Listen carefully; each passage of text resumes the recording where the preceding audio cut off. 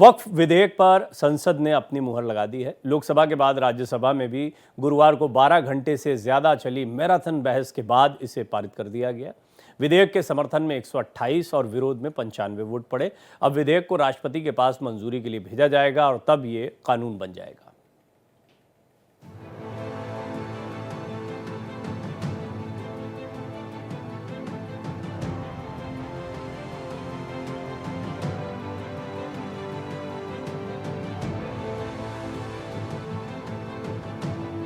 वक्फ संशोधन बिल पर जिस तरह से लोकसभा में जोरदार बहस हुई, उसी तरह राज्यसभा में भी 12 घंटे से ज्यादा समय तक चली बहस में सरकार की तरफ से केंद्रीय गृह मंत्री अमित शाह, बीजेपी के राष्ट्रीय अध्यक्ष जेपी नड्डा और संसदीय कार्य मंत्री किरेन रिजिजू समेत कई नेताओं ने जोरदार दलीलें दी। विधेयक पर विपक्ष की ओर से कई संशोधन पेश किए गए, जिसे सदन ने खारिज कर दिया।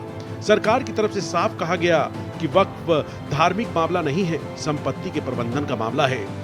जो डिस्प्यूट है वो इतना ही है कि अगर ट्रिब्यूनल के फैसले से कोई असंतुष्ट है तो ये भूमि का मामला है, इस पर सिविल सूट होना चाहिए। सिविल सूट में अधिकारों के बहुत वाइड रेंज होती है। इन्होंने इस पर अपील का प्रोविजन 2013 के कानून में रखा ही नहीं है। तो जो ट्रिब्यूनल का फैसला होता है वो फाइनल होने के चांसेस 99% हो जाते हैं। जिनकी भूमि है इसका अधिकार जाता रहता है। मान्यवर कि सरकार, भारत सरकार आदरणीय मोदी जी के नेतृत्व में इस वक्फ बिल, इस उम्मीद को जो लेकर के आई है, वो कहीं बुलडोज कर रही है। ये ध्वनि देने की कोशिश हो रही है। मैं इसको सबसे पहले एक जिम्मेवार राजनीतिक दल के राष्ट्रीय अध्यक्ष के रूप में इस ध्वनि को समाप्त करके इस नैरेटिव को जो बनाया जा रहा है उसका पुरजोर विरोध करता हूं। करीब 12 घंटे चली बहस के बाद राज्यसभा में मतदान कराए गए।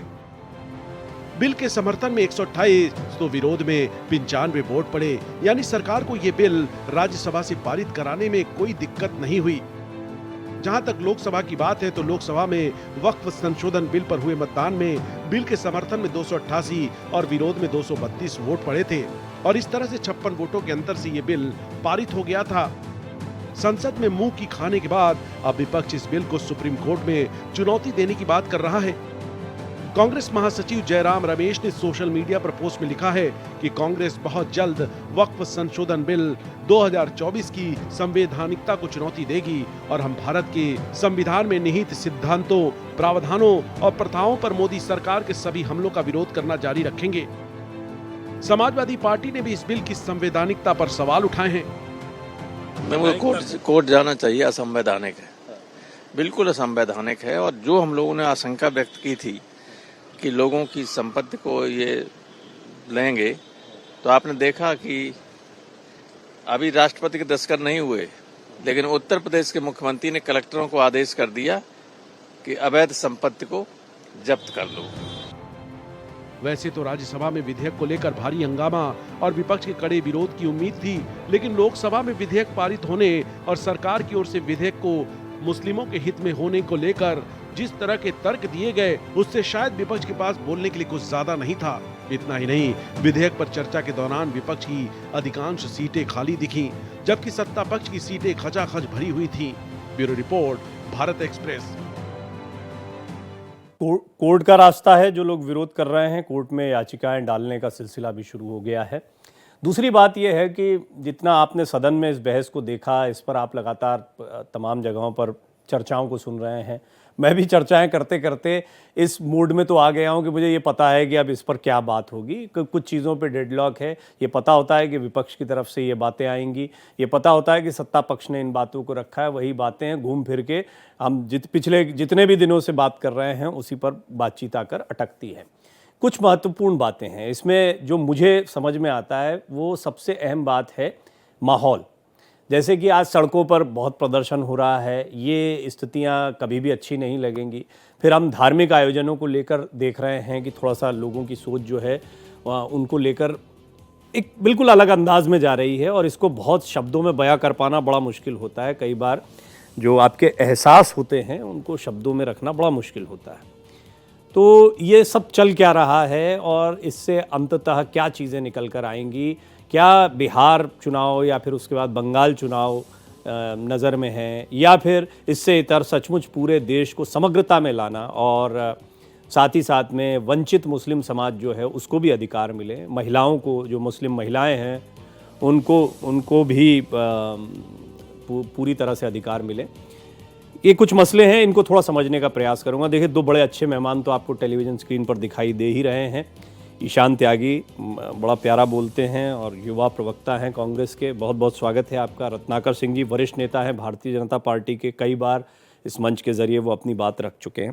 तो मैं रत्नाकर जी शुरुआत आप ही से करता हूँ। मुझे ये बताएं, जो मैंने अभी एक प्रश्न रखा एहसास की बात कि ये जो हिंदू मुस्लिम वाला एक माहौल बन रहा है, हालांकि मुझे याद है आप बोल चुके हैं मेरे साथ ही बातचीत में कि ये विपक्ष की तरफ से इसको क्रिएट किया गया, गुमराह करने वाली बात तमाम बड़े नेता अपने सदन में रख ही रहे हैं, लेकिन फिर भी अब सड़कों पर तो निकल रहे हैं, प्रदर्शन हो रहा है, एक नैरेटिव तो सेट हो ही रहा है कि जैसे कुछ मुसलमानों के खिलाफ हुआ है और भारतीय जनता पार्टी जो है उसको एंटी मुस्लिम साबित करने के जो प्रयास हैं विपक्ष के, आप जैसा कहते हैं, वो शायद हो सकता है कि उसका फायदा मिल रहा है उनको। देखिए प्रवीण जी, आजकल सदन में देखा किस तरह से चर्चा के दौरान लोग अपनी बातों को शेरो शायरी के माध्यम से लोगों तक पहुंचा रहे थे, तो मैं भी एक शायरी कहना चाहता हूं आपके चैनल पे, जिससे कि साफ और स्पष्ट संदेश लोगों को जाएगा, और वो है, मंजिलों से गुमराह भी कर देते हैं कुछ लोग, मंजिलों से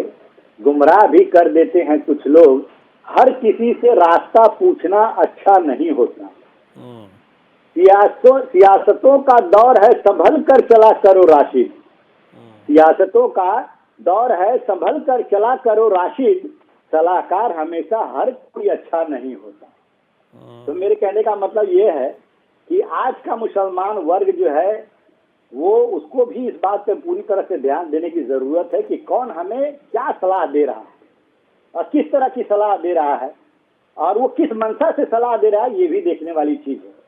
क्योंकि ये बिल का विरोध करने वाले दो तरह के ही लोग हैं। ललन सिंह ने सदन में कहा, दो तरह के लोग इस बिल का विरोध कर रहे हैं। एक तो वो लोग हैं जो अपनी तुष्टीकरण की राजनीति के लिए, वोट बैंक हासिल करने के लिए लोगों को गुमराह करने का काम कर रहे हैं, और दूसरे वो लोग हैं जो कहीं वो सियासतदार हैं जो कहीं न कहीं वक्फ बोर्ड के माध्यम से उनकी जेबें भरी जाती हैं, वो लोग विरोध कर रहे हैं।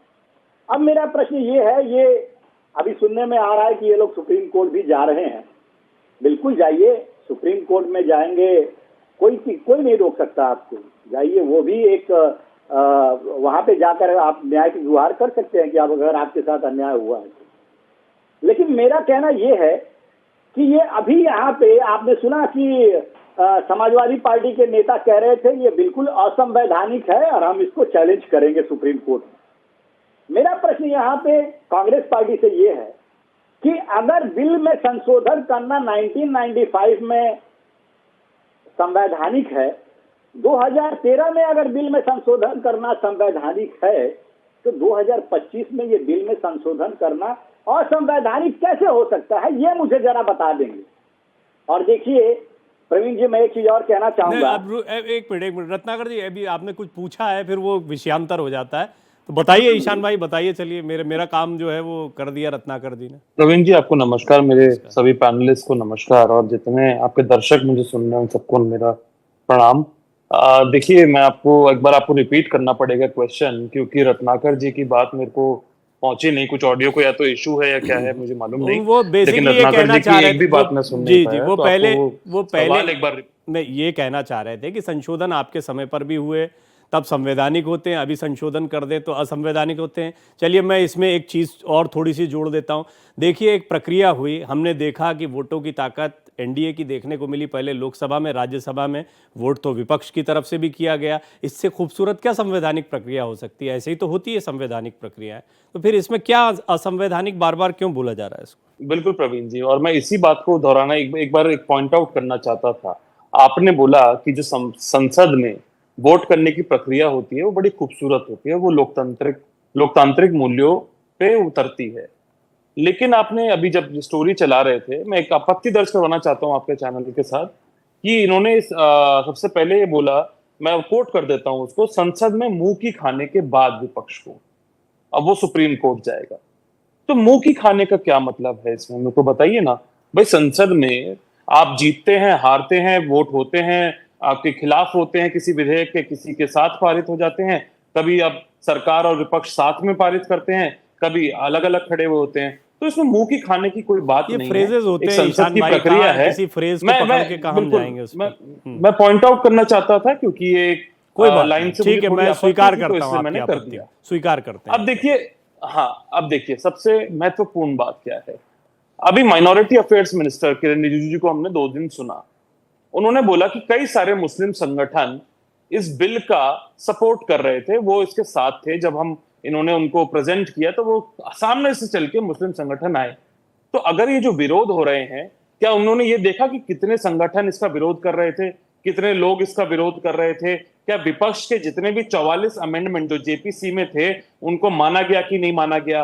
अब आइए रत्नाकर जी के सवाल पे। इन्होंने बोला 2013 में हमने भी संशोधन किए थे। तो जब हमने संशोधन किए थे तब भी ये बिल जेपीसी में गया था, तब इन्हीं के नेता हुआ करते थे। ये सुषमा स्वराज जी थी, अरुण जेटली जी थे। तब तो हमने संवैधानिक तरीके से विपक्ष की भी बातें सुन के, विपक्ष की बातें मान के उस बिल को पास करवाया था और सर्वसम्मति से करवाया था। अब आप ये देखिए दिक्कत कहां आती है। दिक्कत आती है सरकार की मंशा पे। मंशा पे मैं क्यों कहता हूं, मैं एक एक करके आपको बताता हूं क्यों कर। देखिए, आरटीआई का, सूचना का अधिकार कांग्रेस पार्टी लेकर आई थी। उसमें सबसे ज्यादा संशोधन करने का काम भारतीय जनता पार्टी ने किया। और उसमें फेडरलिज्म का जो स्ट्रक्चर था, वो जो लोगों के लिए हम एक सूचना का अधिकार लेके आए थे, उसको कमजोर करने का काम 2019 में भारतीय जनता पार्टी ने किया। कहेंगे तो मैं बता देता हूं किस तरह से किया, और उसी का हम विरोध कर रहे हैं और उसी के खिलाफ हम सुप्रीम कोर्ट में गए हुए हैं। प्लेसेस ऑफ वर्शिप एक्ट के खिलाफ साथ ये छेड़छाड़ कर रहे हैं। और अब तो मुझे लगता है कि कुछ दिनों में हर गली मोहल्ले की मस्जिद में ये लोग मंदिर ढूंढने लगेंगे, उसको खोजना खुदाई नहीं, ये शुरू तो कर देखिए देंगे। प्लेसेस और ऑफ मुझे वर्शिप बड़ी- एक्ट पर एक आध दिन ईशान भाई बात करेंगे। देखिए क्या है कि जब लाया गया था तब भी बीजेपी ने विरोध किया था, उनका विरोध नया नहीं है, अब तो सत्ता में है। और कितना है, 370 से लेकर राम मंदिर से लेकर बहुत सारे ऐसे मुद्दे हैं जिनका आप लोगों ने पुरजोर कई बार विरोध किया। इनफैक्ट मतलब मैं जिस आपको पर बता आप देता हूं कि आमने ये सामने वाला रहे, जो ऐसा एक्ट, कह सकते ये हैं। जो बिल लेकर आए हैं वक्फ का, ये क्यों हम संवैधानिक है? देखिए, आर्टिकल 25 और आर्टिकल 26 जो हमारे संविधान का है, वो हमें अधिकार देता है कि हम अपने धर्म को, चाहे मैं हिंदू हूं, मैं प्रैक्टिसिंग हिंदू हूं, आप भी प्रैक्टिसिंग हिंदू हैं, हमारे एक साथी यहाँ बैठे हुए हैं वो मुसलमान हैं, वो अपना जो धर्म है, अपने धर्म की बॉडी है, अपने धर्म का जो ट्रस्ट है, उसको अपने हिसाब से चलाने का अधिकार जो देता है, वो आर्टिकल 25 और आर्टिकल 26 में कहीं ना कहीं मेंशन है। उसमें ये किस तरह से खिलवाड़ कर रहे हैं आप देखिए। वक्फ जो है, वक्फ है मुसलमानों का, मुसलमानों के लिए, मुसलमानों के द्वारा।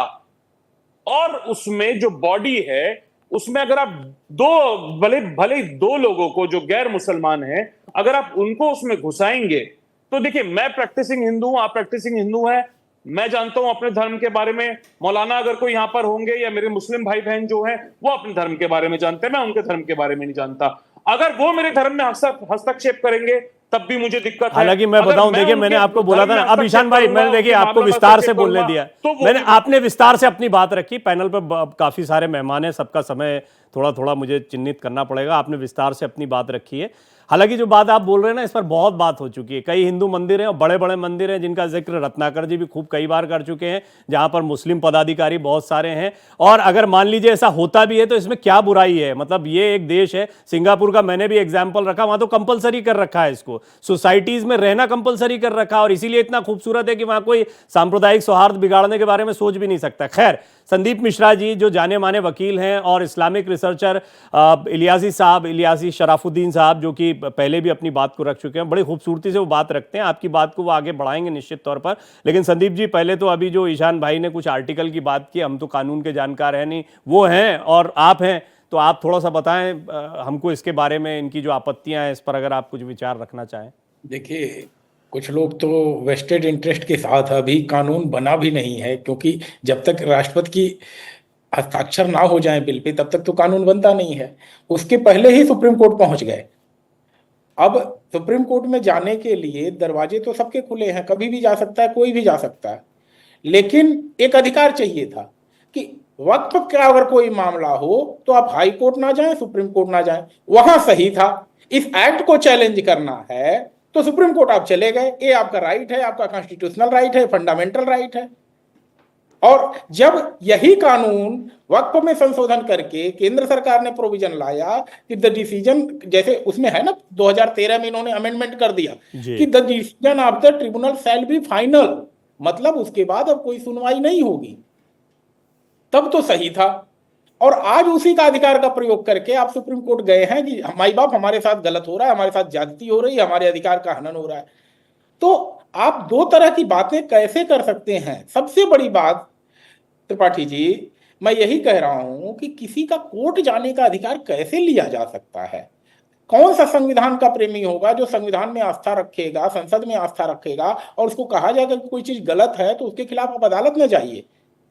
तो अगर इस चीजों में उलझा रहे हैं कि 14, 19, 21 का वायलेशन है, 29 का वायलेशन है, 26 का वायलेशन है या 301 का वायलेशन है, चलिए ये सब चीजों को तो सुप्रीम कोर्ट जो है एग्जामिन करेगी, लेकिन जो काम आपने किया था 2013 के अमेंडमेंट के जरिए, वह सबको पता था कि आपका कोर्ट जाने का अधिकार ले लिया गया था, जिसको इस अमेंडमेंट के जरिए केंद्र सरकार ने पुनः रिस्टोर किया है। ठीक है, इस पर एक शॉर्ट कमेंट में इलियासी साहब को सुनना चाहता हूं, थोड़ा सा ईशान भाई, लेकिन आप कुछ कहना चाह रहे हैं बीच में, शॉर्ट कमेंट कीजिएगा इस पर। देखिए वकील साहब को मैं एक बात बता देता हूं, मिश्रा जी को, कि जो 2013 में आप जिस अमेंडमेंट का जिक्र कर रहे हैं, ये आप मुझे लगता है व्हाट्सएप यूनिवर्सिटी से या भारतीय जनता पार्टी का जो इकोसिस्टम है वो जो लोग रिपीट कर रहे हैं, उस बात को आप भी बोल रहे हैं। देखिए सिंपल सी बात है प्रवीण जी, आर्टिकल 226 जो संविधान का है वो रिट पिटीशन के लिए है।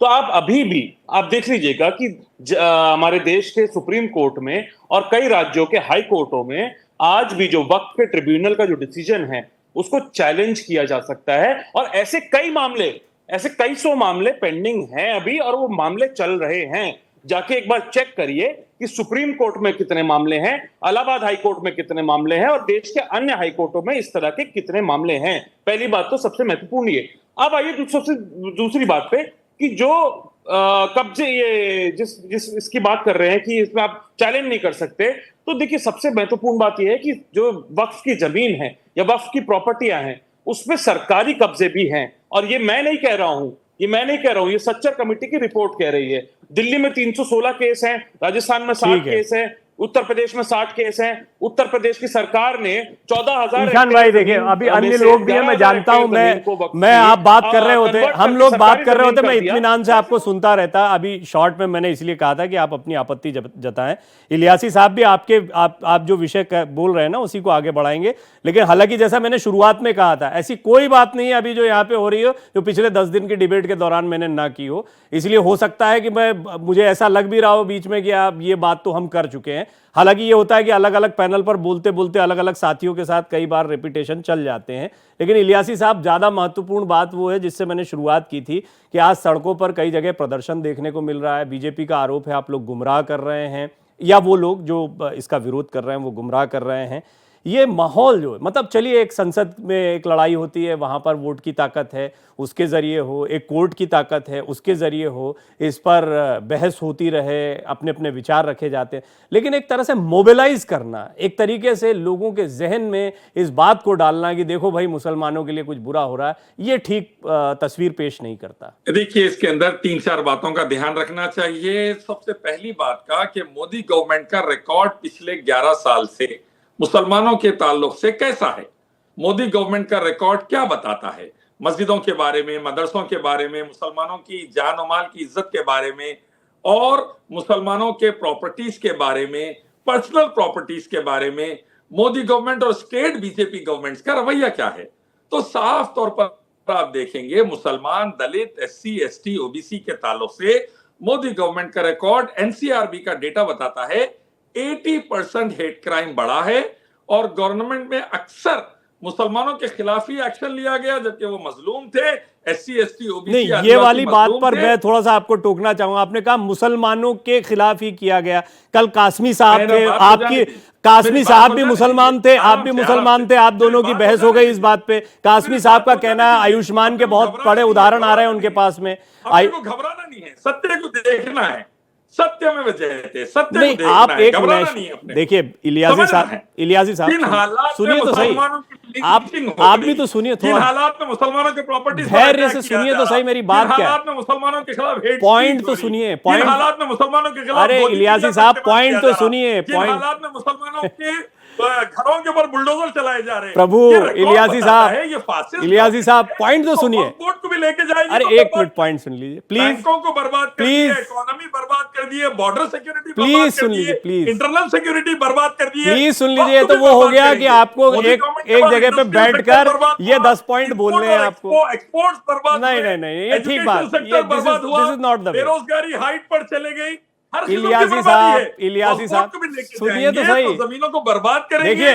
हम एयरपोर्ट और किसी रेलवे किसी की तरह आवाज को आदमी म्यूट पानी नहीं को करते हैं बेचेंगे जब भी वो बोल और रहा होता है करप्शन वक्ता। हाइट पर रहेगा। देखिए, आप मजबूर कर रहे हैं 40 मुझे। लाख करोड़ जैसा उन्होंने अदानी अंबानी को बख्श दिए, चलो। एयरपोर्ट और रेलवे बख्श ठीक है दिए। रत्नाकर जी, आप ये बोले भाई। हमारा- इलियास जी प्रवीण जी, देखिए मैं एक बहुत महत्वपूर्ण चीज ये कहना चाहता हूँ कि अभी हमारे भाई जो ईशान बैठे हैं वो कह रहे थे वक्फ बोर्ड के बारे में कि फॉर द मुसलमान, बाय द मुसलमान, ऑफ द मुसलमान, और ये धार्मिक बॉडी एक बता रहे थे। लेकिन जबकि ये सच्चाई ये है कि ये धार्मिक बॉडी है ही नहीं। ये वक्फ बोर्ड जो है ये कोई रिलीजियस बॉडी नहीं है। सदन में भी गृह मंत्री जी ने इसको स्पष्ट किया।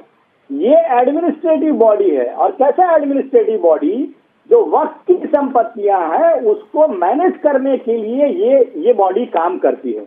और वो बॉडी ये इंश्योर करती है कि इन संपत्तियों को कहीं गलत दुरुपयोग तो नहीं किया जा रहा है, कहीं कोई अवैध कब्जा तो नहीं कर रहा है, कहीं उसका मिसयूज तो नहीं हो रहा है। ये ड्यूटी होती है उस बॉडी की। तो इसके लिए उसमें अमेंडमेंट करना जरूरी था, क्योंकि ये देखा जा रहा था कि वक्फ की संपत्तियों पे बहुत सारे अवैध कब्जे करके और उसको कमर्शियल उपयोग में ला करके और खुद की जेबें भरी जा रही थी। और जिस उद्देश्य के लिए बनाया गया ये वक्फ बोर्ड, वो उद्देश्य जो है वो पूरा नहीं हो पा रहा था। तो ये सच्चाई है इस चीज की।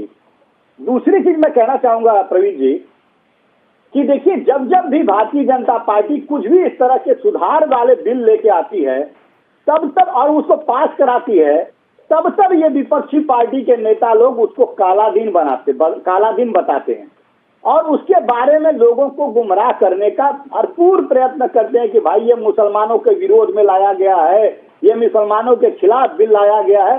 इस तरह की बातें जो है गुमराह करने वाली ये भरपूर करते हैं। और आज भी देखिए, ये आज से ये कार्यक्रम शुरू हो गया है और पश्चिम बंगाल में देखा कि किस तरह से वहां पे सबसे ज्यादा अरे पर विपक्ष की तो ये तो विपक्ष का काम है ना रत्नाकर जी। यार विपक्ष थोड़ी आपके साथ आके बैठेगा, वो तो विरोध करेगा। और खास तौर पर जब स्पेसिफिकली मुसलमानों को लेकर या वक्फ बोर्ड जैसे किसी इशू को उठाएंगे तो उनके लिए तो एक अपॉर्चुनिटी है। मैं अगली चीज वही बोलने जा रहा था प्रवीण जी, मैं अगली चीज वही बोलने जा रहा था। ये गुमराह करते हैं। हमने देखा कि जब 370 जब धारा हटाई गई थी तो भी ये इन्होंने गुमराह किया था कि पूरे जम्मू कश्मीर में। ठीक है, मैं ये पॉइंट आप बार बार उठा रहे हैं। ईशान भाई शॉर्ट में संदीप जी से कमेंट लूंगा। गुमराह कर रहे हैं आप लोग। ईशान भाई सुन पा रहे हैं? मुझे सवाल है, गुमराह कर रहे हैं आप। सिंपल, मुझे पता है कि आपको शायद ऑडियो सुनने में दिक्कत हो रही, आप लोग गुमराह कर रहे हैं, ये रत्नाकर जी कह रहे हैं। नहीं, मुझे केवल एक बात जो सुनाई दी वो ये सुनाई दी कि आपकी आवाज सुनाई दी मुझे कि अगर विपक्ष तो आपका विरोध करेगा ही और खासकर मुसलमानों का अगर आप कुछ करेंगे तो विपक्ष विरोध करेगा। देखिए, इस तरह की बात बिल्कुल मिथ्यावादन है और ये गलत है। विपक्ष खास करके कांग्रेस पार्टी अगड़ों के साथ भी उतनी खड़ी हुई है जितनी पिछड़ों के साथ खड़ी हुई है, उतनी ही वो अल्पसंख्यकों के साथ खड़ी हुई है देश के। अगर देश में किसी भी व्यक्ति के साथ, चाहे वो अगड़ी जाति से आता हो, पिछड़ी जाति से आता हो, वो ओबीसी हो, दलित हो, आदिवासी हो, अल्पसंख्यक हो, हिंदू हो, मुसलमान हो, सिख हो, ईसाई हो, बौद्ध हो, जैन हो, अगर सरकार कोई भी उनके साथ अन्याय करेगी तो विपक्ष उसके साथ नहीं। बढ़िया, ये तो बहुत अच्छी बात है आपने। अच्छा ये बताइए ईशान भाई, जब ये कहते हैं आप तो कहीं दिमाग में ये रहता है कि बहुसंख्यक कहीं नाराज तो नहीं हो रहा है इससे, कहीं बीजेपी के ट्रैप में तो नहीं आ जा रहे हैं हम? नहीं, बिल्कुल नहीं, बिल्कुल नहीं, बिल्कुल ऐसा नहीं है। मैं आपको एक छोटा सा एग्जांपल देता हूं। देखिए प्रवीण जी, राम जन्मभूमि क्षेत्र ट्रस्ट अभी बना है, अभी गठित हुआ है। मेरी बड़ी आस्था है श्री राम में और मैं अभी जल्दी प्लान कर रहा हूं अपने परिवार के साथ मंदिर जाने का, राम मंदिर जाने का। अभी वहां का क्षेत्र जो ट्रस्ट है वो गठित हुआ है, वहां पे क्या अभी नियम आए हैं उसके लिए, जो कि केंद्र सरकार से एक ज्वाइंट सेक्रेटरी रैंक का वहां पे अधिकारी नॉमिनेट होगा, उसके लिए मैंडेटरी है कि वो हिंदू होना चाहिए। ये बिल्कुल ठीक बात है, वो हिंदू होना चाहिए, उसे पता है हिंदू रीति रिवाज कैसे चलेंगे।